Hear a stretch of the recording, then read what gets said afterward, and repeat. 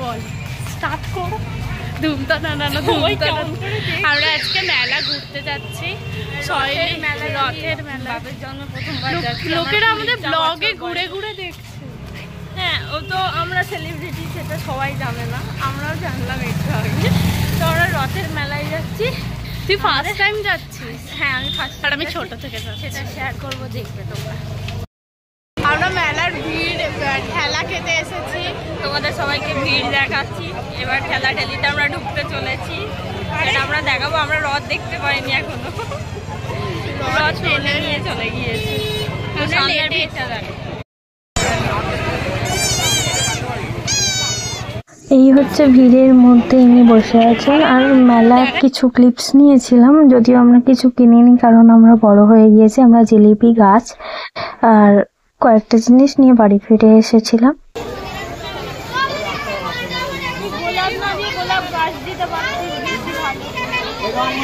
গোলাপ পাইনি তো।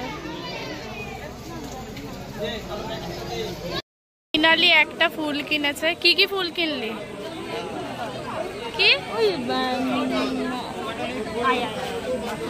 কি বলতে চাই বোঝা মুশকিল। আর নিয়েছিলাম পাঁপড় ভাজা। তো এটাই ছিল দিনটা। চ কি কি কিনলি বল? আমি বলছি চ। কিনে দিয়েছে। এটাকে কি ফুল বলে জানি না, কিন্তু দেখতে সুন্দর।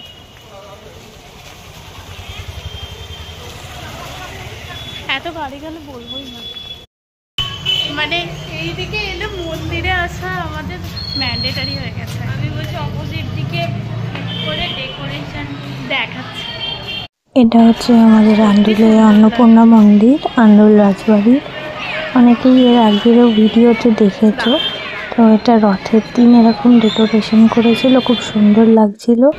আর এই রথ ভিডিওটা দেখে ভালো লাগলে সাবস্ক্রাইব করে দিও।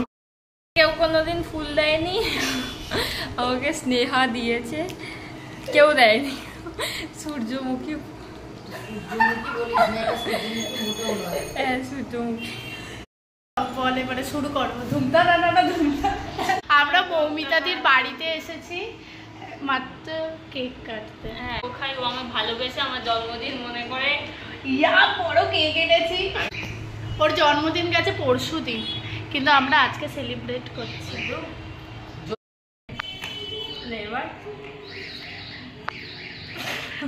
কি প্রস্তুত হচ্ছিস নাকি? বি করো।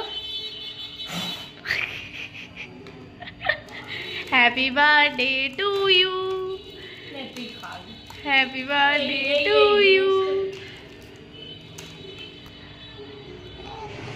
নিজের ভিডিওটা কর।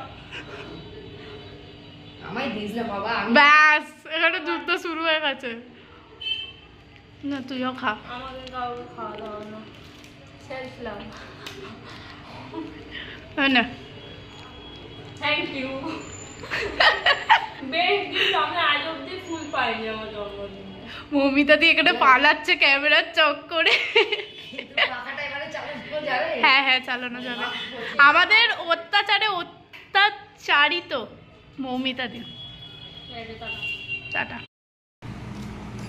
আজকে আমাদের মৌমিতা দি ট্রিট দিচ্ছে। নেতেই বল ঢুকে দে, ঢুকে দে। আজকে আমাদের মৌমিতা দি খাওয়াচ্ছে। মৌমিতা দি খাওয়াচ্ছে। আর আমরা নির্লজ্জের মতন খেতে চলে এসেছি সবসময়।